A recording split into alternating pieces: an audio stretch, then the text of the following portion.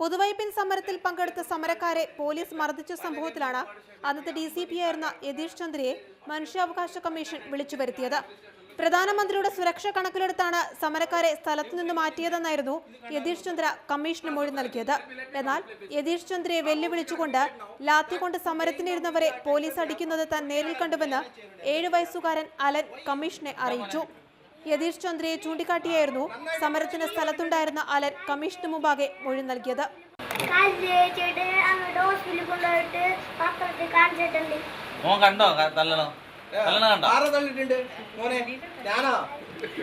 തീവ്രവാദ ഭീഷണിയുണ്ടെന്ന വ്യാജേന യാതൊരു പ്രകോപനവുമില്ലാതെയാണ് യതീഷ് ചന്ദ്രയുടെ നേതൃത്വത്തിൽ പോലീസ് മർദ്ദിച്ചതെന്ന് സമരക്കാരും കമ്മീഷന് മുമ്പാകെ മൊഴി നൽകി. തുടർന്ന് ലാത്തിചാർജ് നടന്ന സ്ഥലത്തെയും പോലീസ് സ്റ്റേഷനുകളിലെയും ദൃശ്യങ്ങൾ ഉൾപ്പെടെ ഹാജരാക്കാൻ യതീഷ് ചന്ദ്രയോട് കമ്മീഷൻ ആവശ്യപ്പെട്ടു. സെപ്റ്റംബറിലാണ് ഈ കേസ് വീണ്ടും കമ്മീഷൻ പരിഗണിക്കുക. മാതൃഭൂമി ന്യൂസ്, കൊച്ചി.